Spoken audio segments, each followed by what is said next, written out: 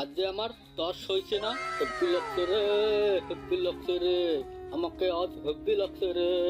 চল চল তাড়াতাড়ি চল।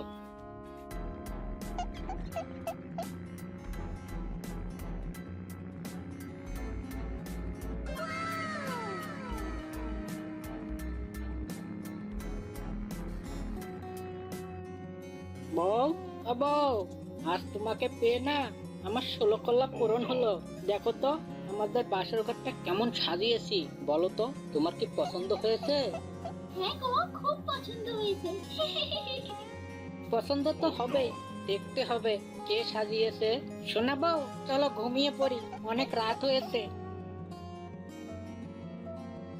আরে আরে, আমার বউ কোথায় গেল? আরে কি সাংঘাতিক কাণ্ড, বাসর রাতে বউ পালাইলো নাকি? বউ, বউ, বউ, তুমি কোথায় গো?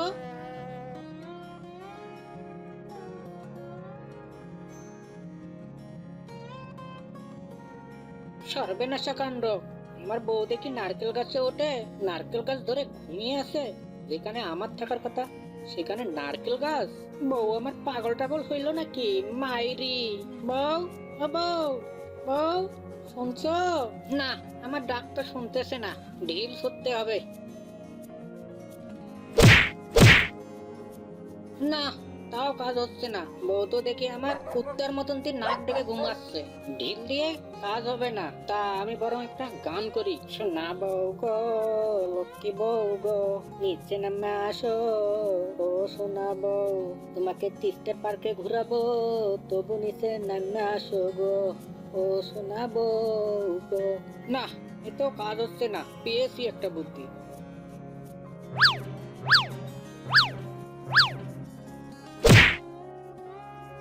ও মা গো মা, কি ব্যথা!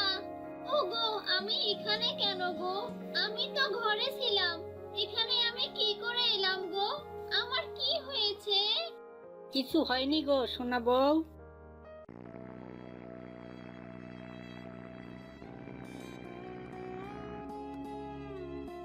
কি দোস্ত, কি খবর?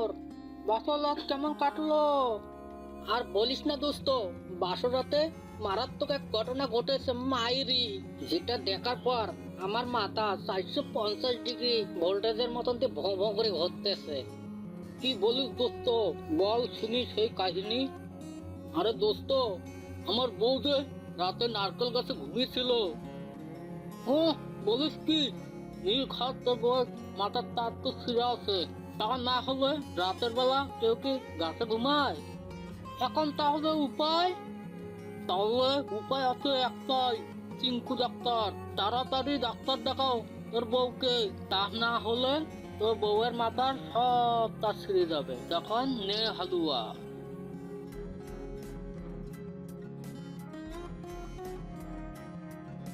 ডাক্তার সাহেব, সবই তো শুনলেন, এবার একটা কিছু উপায় বের করে দিন।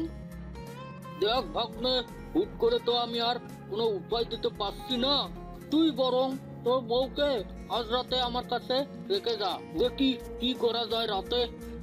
হ্যাঁ, এ শালার বেটা, এটা তুই কি বললি? আমার বউ রাতে তোর কাছে থাকবে মানে ইয়ার কি নাকি? আরে না ভাগ্নে, তোর বউর রোগ সারাতে গেলে আমার কাছে রেখে যেতে হবে, না হলে বুঝবো কি করে তোর বউকে কি চিকিৎসা দিতে হবে। আর সমস্যা নেই, রাতে না হয় তুই বাইরে বসে পাহারা দিস।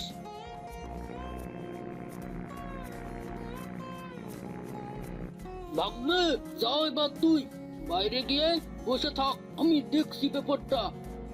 এই শালার বেটা ডাক্তার তো আমাকে বাইরে বের করে দিয়ে চেম্বার দরজা লাগিয়ে দিল।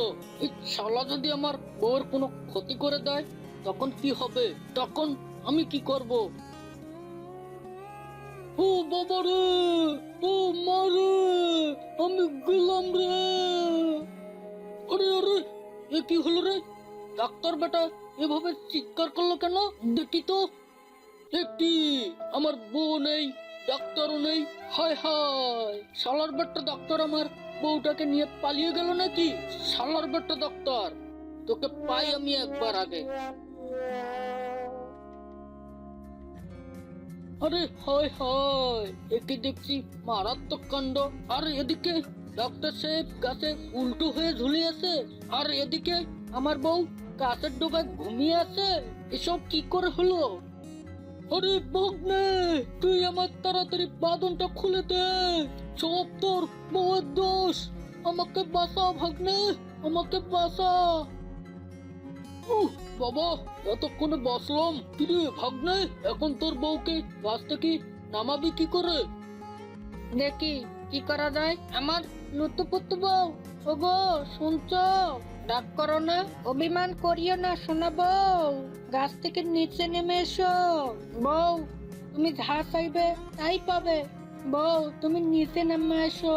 আমার সোনা বউ গো, লক্ষ্মী বউ গো, নিচে নেমে আসো। তুমি যা চাইবে তাই পাবে গো, নিচে নেমে আসো। ও আমার বউ গো। দূর বেটা ভাগ্নে, তোর এসব গান তোর ওর কানে ঢুকছে না। ধরো, আমি একবার গান করে দেখছি। मन के मगे हिते ये नूरा है गुयाबी अबले भी मेरी नूरे नगे मगने निहाने हयाबी सियाबी मा याला मौतना निगे प्रेमते पटलेना मन हरी सुकुमारी लगत मकनना लगती मते हरी। ধুর মিয়া, চুপ করেন। বউ আমারই গান শুনে না, আর আপনার এ কি লাগা মাগা গান শুনবে?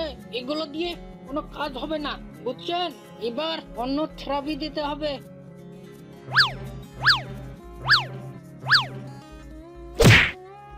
ও সোনা, আমার কি হয়েছিল গো? আমি এখানে কেন গো? কিচ্ছু হয়নি গো, লক্ষ্মী শোনা বউ। চলো বাড়ি চলো।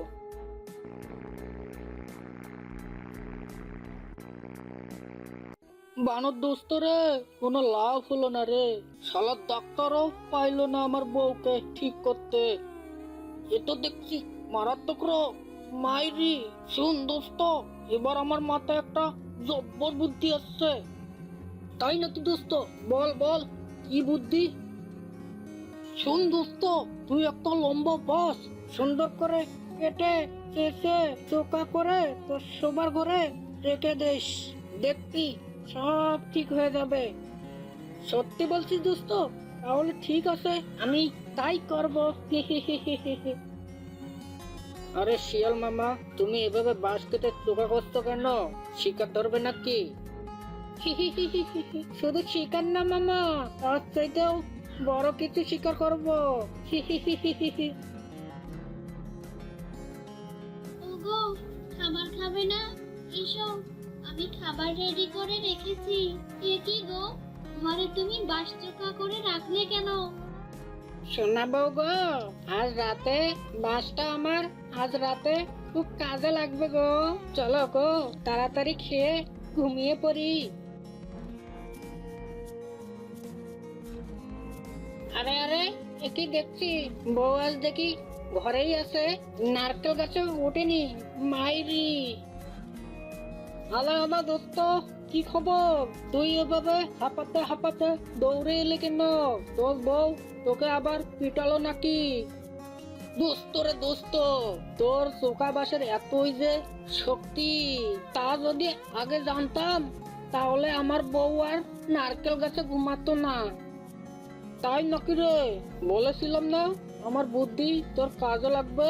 দেখলি তো, ছোট হতে পারি কিন্তু বুদ্ধিতে পাকা। তোকে অনেক অনেক ধন্যবাদ মাইরি। তুই আর একটা কাজ কর, একটা বাস চোকা করে নিয়ে যা। কেন রে? আমি আবার বাস দিয়ে কি করব? কেন মানে? বৌদিকে তো দেখি মাঝে মাঝে গাছের ডালে ডালে ঝুলে থাকতে। মাইরি। ওরে হারামি রে, দাঁড়া, তোকে দেখাচ্ছি মজা। এক বাঘ ও শিয়াল, তারা ছিল মামা ভাগ্নে। বাঘ শিয়ালকে উদ্দেশ্য করে বলছিল, ভাগ্নে, অনেক দিন থেকে তো কোনো ভালো মন্দ খাওয়া হয় না। এই কত বছর আগে তোর মামির সাথে যখন আমার বিয়ে হয় তখন ভালো মন্দ খেয়েছিলাম, আর তারপর তখন থেকে যে আজ পর্যন্ত কোনো ভালো খাবার জুটে না কপালে। এ কি বলো মামা, এসব কথা মানছে শুনলে কি বলবে বলো তো? আর তুমি তো আমার মামা, তুমি যদি ভালো মন্দ শিকার করে না খেতে পারো তাহলে তো আমার লেজটাই কাটা যাবে। ভাগ্নে, কম চেষ্টা করেছি নাকি একটা শিকার ধরার জন্য? তোকে কি যে বলি, একটা শিকার করতে গেছিলাম, অমনি ওই শিকারটা আমাকে আসতে দেখে পালায়, আর যার জন্য আমি ভালো মন্দ খেতেও পারি না। আরে বাঘ মামা, তুমি কোনো চিন্তা করো না, আমি তো এখন এসে গেছি, এখন আর তোমার কোনো চিন্তা নাই। এখন তুমি খালি দেখবে আমি তোমাকে কিভাবে শিকার ধরে দেই। আমার মতো একটা বাঘ যাকে দেখে সবাই ভয় পায়, আর আমি পাই নাই শিকার ধরতে, আর তুমি বলছি তোর মতো একটা চিৎকা শিয়াল আমাকে শিকার ধরে দিবি? হা হা হা হা। বাঘের এমন কথা শুনে শিয়াল মনে মনে বলে, বেটা বোকা বাঘ, তুমি কোনো আমাকে হাতটাই দেখছো না, পারো না তো একটা শিকার ধরে খেতে, আর তুমি আমাকে নিয়ে উল্টো মজা করছো। দাঁড়াও, তোমাকে আমি দেখাচ্ছি খেলা। আরে বাঘ মামা, তুমি তো পারো না একটা শিকার ধরে খেতে, আর তুমি কি না আমার সাথে ঠাট্টা মস্করা করছো? আসলে মামা, ঘটে বুদ্ধি থাকা লাগে, আর সেটা তোমার ঘটে একটিও নেই, বুঝেছো বাঘ মামা? তোর ঘটি তো অনেক বুদ্ধি আছে, চল দেখি আজ তুই আমাকে একটা পশু শিকার করে দিবি। ঠিক আছে, চলো, আজ তাই হবে। এই বলে শিয়ালের পিছু পিছু বাঘ চলতে থাকে শিকারের খোঁজে। আর এভাবে শিকার খুঁজতে খুঁজতে জঙ্গলের অনেকটা গভীরে চলে যায়, কিন্তু তাও তারা একটা কোনো পশু পাখিও শিকার করতে পারলো না। এভাবেই অনেকটা পথ যেতে যেতেই শিয়ালের চোখে পড়ে একটা বক। বকটি জঙ্গলের মধ্য দিয়ে হেঁটে হেঁটে কোথায় জানি যাচ্ছিল। এমনটি দেখে শিয়াল বাঘকে উদ্দেশ্য করে বলে, বাঘ মামা, এখানে দাঁড়াও, ওই যে দেখো একটা বক হাঁটতে হাঁটতে কোথায় জানি যাচ্ছে। আচ্ছা চলো, আজকে তোমাকে আমি ওই বক ধরে খাওয়াই। বক ধরা কি এতই সোজা? বক যে উঠতে পারে সেটা কি তুই ভুলে গেছিস? আরে মামা, আমি তো কিছুই ভুলিনি। শোনো, আমি তোমাকে একটা বুদ্ধি শিখিয়ে দিচ্ছি, আর তুমি ওই বুদ্ধি অনুযায়ী কাজ করো, তারপর দেখো আমার কামাল। তা বল দেখি, তোর কি এমন বুদ্ধি, বল বল। শোনো মামা, তুমি ওই অন্য পথ দিয়ে গিয়ে বগের সামনে কোনো এক ঝোপঝাড়ে বসে গলায় কাটা পড়ার একটু নাটক করবে। যেভাবেই হোক বককে তুমি ভুলিয়ে ভালিয়ে বলবা তোমার জানো ওর লম্বা ঠোঁট দিয়ে গলার কাটাটা বের করে দেয়। তাতে লাভ কি হবে? আরে মামা, একবার এমনটি করতে পারলেই বক যখন তোমার মুখের ভিতর লম্বা ঠোঁট ঢুকাবেই, আর অমনে গিয়ে আমি ওই বেটাকে ধরে ফেলবো, আর তারপরে আমরা দুজনে ওকে কাবাব বানিয়ে খেয়ে ফেলবো। বাহ, বেশ ভালো বলেছিস তো। ঠিক আছে, চল। শিয়ালের কথা মতন বাঘ দ্রুত পায়ে ঝোপঝাড়ের মধ্যে যায়, আর ওখানে বসে বলতে থাকে, কি ব্যথা রে, কেউ কি আশেপাশে আসো, আমাকে একটু সাহায্য করো না, মরে গেলাম গো, কে আছো কোথায়, আমাকে বাঁচাও, আমার গলার যন্ত্রণায় যে মরে যাচ্ছি। বাঘের এমনই আর্তনাদ বক শুনতে পেল, আর তখনই বক বলে ওঠে, আরে কেউ মনে হয় খুব কষ্টে আর্তনাদ করছে, দেখি তো সামনে গিয়ে আর কি হলো। এই বলে বাঘের আর্তনাদ অনুসরণ করে সামনের দিকে এগিয়ে যায় বক, আর এদিকে বাঘ তার নাটক চলমান রাখে। আমাকে কেউ বাঁচাও, আমার যে গলায় বড় একটা কাটা আটকে গিয়েছে, বাঁচাও, কেউ একটু আমাকে সাহায্য করো। ঠিক তখনই সেখানে বক এসে হাজির হয়, আর তারপর বক বলে, এ কি বাঘ ভাই, কি হয়েছে তোমার? তুমি এমন আর্তনাদ করছো কেন? আর বলো না বোন, ওই নদী থেকে মাছ ধরে খেয়ে আমার গলায় যে কাটা ফুটে গিয়েছে, তাই অনেক যন্ত্রণা করছে, আর অন্য কিছু খেতেই পারছি না যন্ত্রণাতে। তুমি কি বকবন আমাকে আমার কাঁটাটা বের করার জন্য সাহায্য করতে পারবে? ওদিকে শিয়াল একটি গাছের নিচে দাঁড়িয়ে এসব কিছু দেখছিল। বাহ, বাঘ মামার দেখছি মাথায় একটু বুদ্ধি খুলে গিয়েছে। চালাও মামা, এভাবে তুমি চালিয়ে যাও, তাহলে ওই বক আমাদের ফাঁদে পা রাখবে, আর তখন আমরা ওই বককে ধরে খপা খপ খেয়ে ফেলবো। কিন্তু বাঘ ভাই, আমি কিভাবে তোমাকে সাহায্য করতে পারি? তুই ছাড়া কেউ পারবে না আমার গলা থেকে কাঁটাটা বের করতে। মানে আমি কি করে পারবো বাঘ ভাই? তুমি তোমার ওই লম্বা ঠোঁট দিয়ে আমি আমার মুখ খুলে রাখবো, আর তোমার লম্বা ঠোঁট ঢুকিয়ে দিয়ে আমার গলা থেকে কাঁটাটা বের করে দেবে। ঠিক আছে বাঘ ভাই, তাহলে তুমি তোমার মুখ খোলো, আমি তোমার গলার কাটা বের করে দিচ্ছি। কিন্তু বাঘ ভাই সাবধান, তুমি আবার তোমার মুখটা বন্ধ করে দিও না যেন। ও নিয়ে তুমি কোনো চিন্তা করো না। আর বক বাঘের কথা বিশ্বাস করে বাঘের গলা থেকে কাটা বের করতে যাচ্ছিল, আর গিয়ে বাঘের মুখের মধ্যে তার মাথা ঢুকিয়ে দেয়। আর ঠিক সেই সময় শিয়াল এসে বককে ধরে হত্যা করে। আর তারপর শিয়ালটি বলে, বাঘ মামা, এই দেখো দেখো, আমাদের পরিকল্পনা যে সফল হয়েছে। হ্যাঁ, তোর মাথায় যে অনেক বুদ্ধি রে। আরে মামা, আমি তো একা কিছুই করতে পারতাম না যদি তুমি ওইভাবে আমাকে সাহায্য না করতে। এখন চলো, ওই পাশে জঙ্গলে একটি বড় গুহা আছে, সেইখানে গিয়ে দুজনে আমরা বকটিকে মজা করে খাই। ঠিক আছে, চল চল তাহলে। এমনটি বলে শিয়াল বকটিকে মুখে করে নিয়ে বড় গুহার দিকে রওনা দিল।